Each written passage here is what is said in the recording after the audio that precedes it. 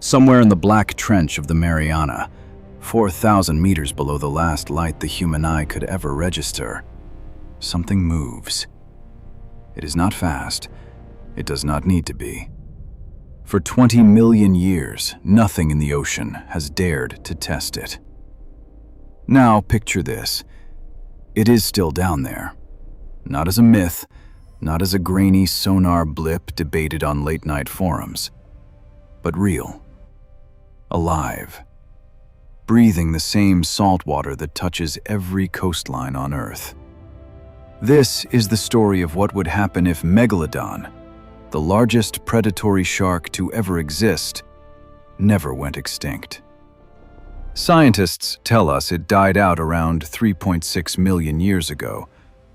But extinction, as history keeps proving, is rarely as clean as a textbook date. Species we assumed were gone have resurfaced. Fish thought extinct for 80 million years were pulled from fishing nets. So what if the math was wrong?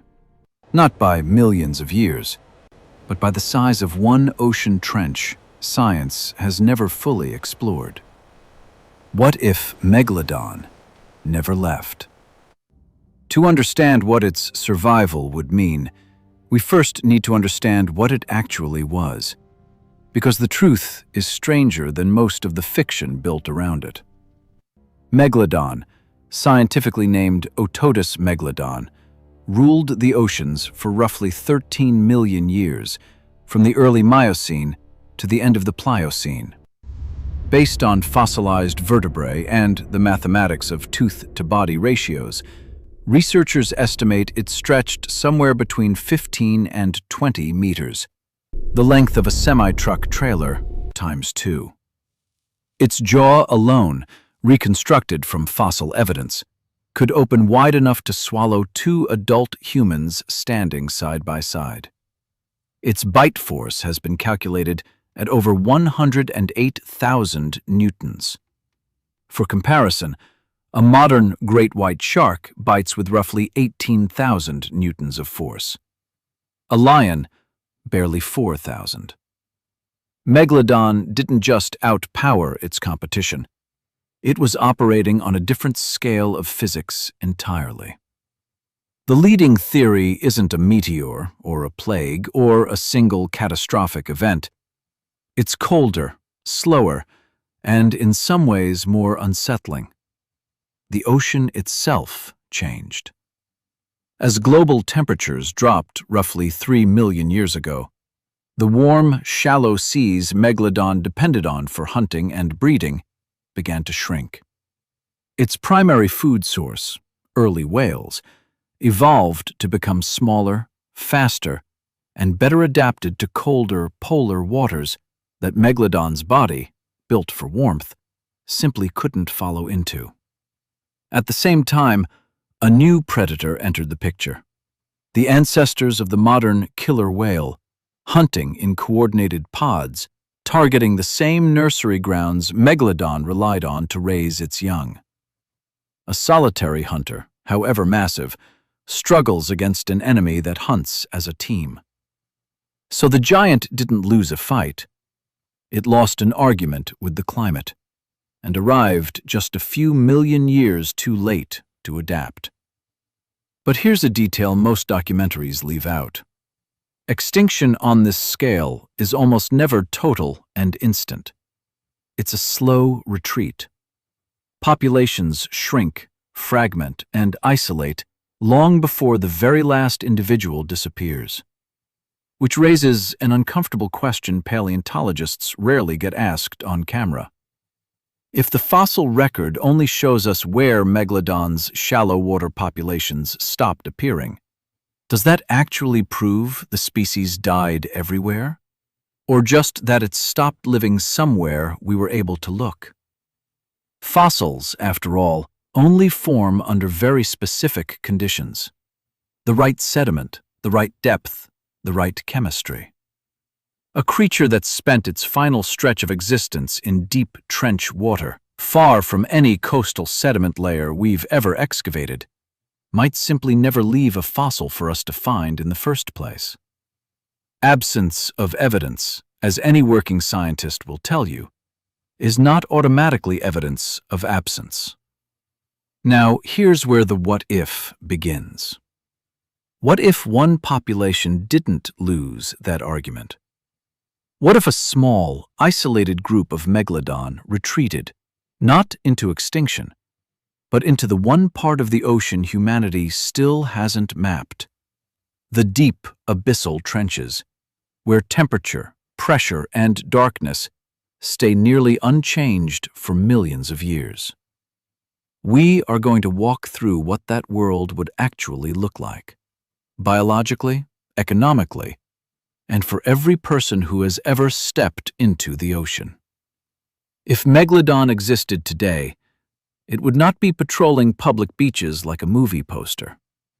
Apex predators of its size require enormous caloric intake, and warm surface waters are now dominated by smaller, faster competitors.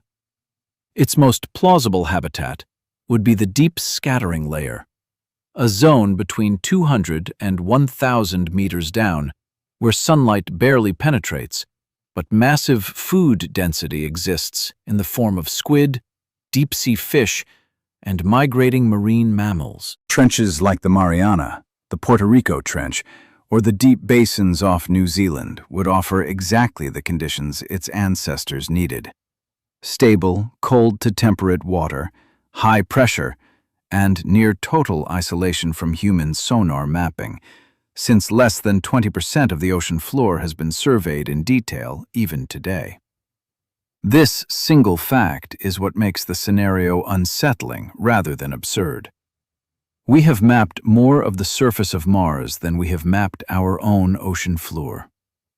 A living adult megalodon would need an estimated 98,000 calories a day just to maintain its body mass, roughly the energy equivalent of eating a fully grown seal every single day. In a modern ocean, that means direct competition with three groups: sperm whales, orcas, and, increasingly, humans. Sperm whales dive to similar depths, hunting giant squid. If megalodons still existed, these two giants would almost certainly collide in the same hunting grounds, something paleontologists believe may have already happened in the ancient past based on fossil bite marks found on prehistoric whale bones. Orcas, meanwhile, hunt in pods. A single megalodon, however powerful, would face the same tactical disadvantage that likely contributed to its ancestors' decline, unless, evolutionarily speaking, several million more years had allowed it to adapt new defenses: thicker hide, faster reflexes, or even loose social hunting behavior we don't currently associate with sharks at all. And then there's us. Modern commercial fishing fleets drag enormous nets through deep continental shelves, precisely the transitional zone between shallow feeding grounds and deep trench territory. A creature of that scale would not need to hunt humans intentionally to encounter them constantly. It would simply need to hunt where the food is, and increasingly, that's exactly where we fish. There's also a quieter, stranger possibility worth sitting with. Competition doesn't always end in violence. In nature, when two apex predators occupy overlapping territory for long enough, they often develop what biologists call niche partitioning, dividing resources by depth, by time of day, or by prey type, simply to avoid the enormous energy cost of constant conflict. It's entirely plausible that a surviving megalodon population wouldn't be locked in a decades-long turf war with orcas and sperm whales at all. It might simply have carved out the one layer of ocean nothing else wanted badly enough to fight for: the cold, black, crushing depths where competition thins out precisely because almost nothing else can survive there comfortably. Survival in this version of the story isn't about being the strongest animal in the ocean. It's about being the only animal willing to live somewhere unbearable. This is the part most what-if scenarios skip past too quickly. So let's slow down. Global shipping lanes cross directly over some of the deepest trenches on Earth.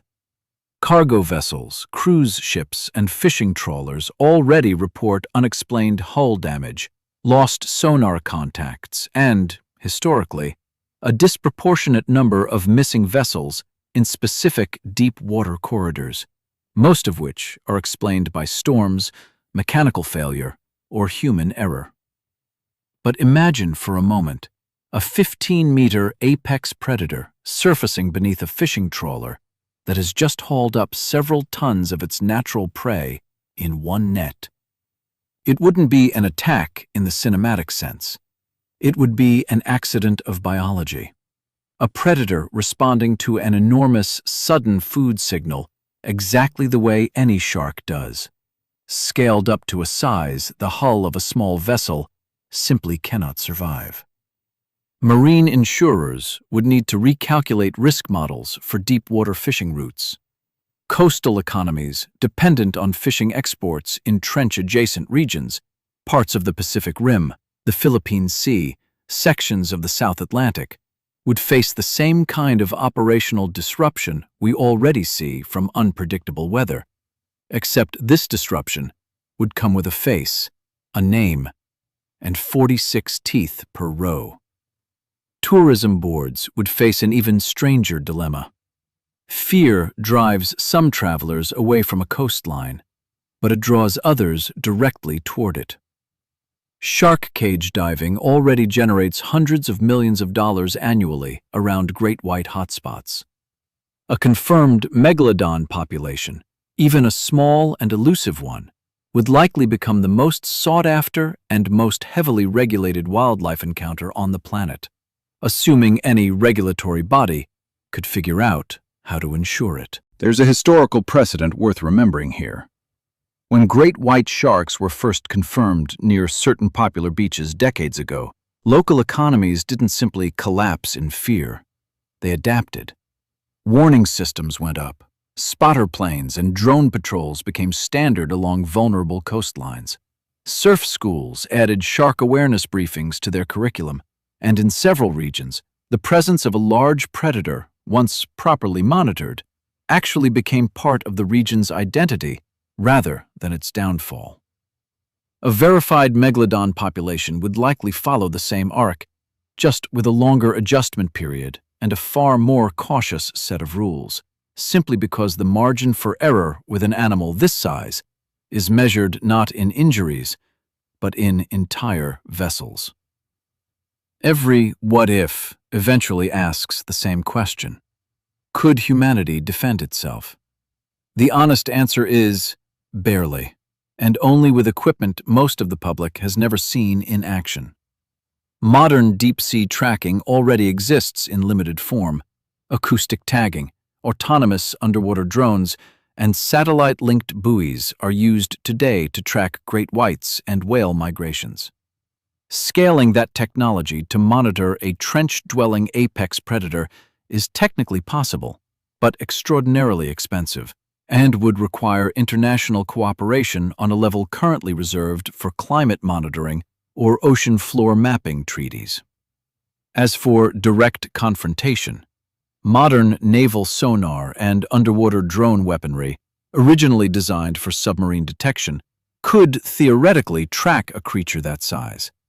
But intentionally hunting it would raise the same ethical and ecological debate we already have around apex predators like great whites and orcas. Is the correct response elimination or containment and study? Realistically, most marine biologists agree the response wouldn't be militarized at all. It would look like exclusion zones, updated maritime shipping regulations, and public education campaigns. The same playbook already used for shark attack-prone coastlines, just scaled up to an animal that could, in a single encounter, sink a fishing vessel rather than injure a swimmer. And there's an irony worth pointing out before we move on. Humanity has spent the last century building the most advanced ocean monitoring technology in history, mostly to track submarines, not sharks. Cold War-era sonar networks, originally designed to detect enemy vessels moving silently through deep water, are, almost by accident, the exact infrastructure that would make tracking a living Megalodon population possible in the first place. In other words, we may have already built the early warning system for this scenario decades ago, for a completely different reason, without ever realizing what else it might one day need to listen for. Beyond biology and economics, confirmation of a living Megalodon would trigger something harder to quantify: a permanent shift in how humanity relates to the ocean. For over a century, the deep sea has functioned as our planet's last true unknown, closer in spirit to outer space than to the beaches we swim at every summer. A confirmed apex predator of this scale, hidden for millions of years in plain sight, would validate every deep-sea legend humanity has ever told itself, from ancient sailor folklore to modern cryptid theories. Museums would race to reconstruct new fossil-to-flesh comparisons. Documentary crews would compete for the first verified footage. And ocean conservation, already a difficult sell to policymakers focused on short-term economics, would suddenly have its most powerful symbol in decades: proof that the ocean still holds secrets bigger than anything on land, and that protecting unexplored waters isn't abstract environmentalism. It's the only thing standing between us and the unknown. So picture the final image one more time. A research vessel running routine sonar mapping over an uncharted section of a deep Pacific trench. The operator watches a shape pass beneath the hull, too large for any cataloged species, moving with the slow, unhurried confidence of something that has not needed to fear anything in 20 million years. They don't scream. They don't panic.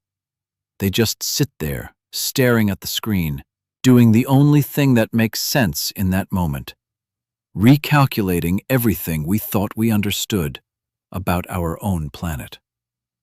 Because that's the real answer to what if Megalodon never went extinct. It's not really about the shark. It's about how much of Earth we still haven't seen, and what else might be waiting in the parts of the map still left blank. If a 15-meter predator could stay hidden for 3 million years, what else has the ocean been keeping from us? That's exactly what we're exploring in the next episode of What If, where we go even deeper into a question almost nobody asks. What if the ocean's real apex predator was never a shark at all? Subscribe and find out.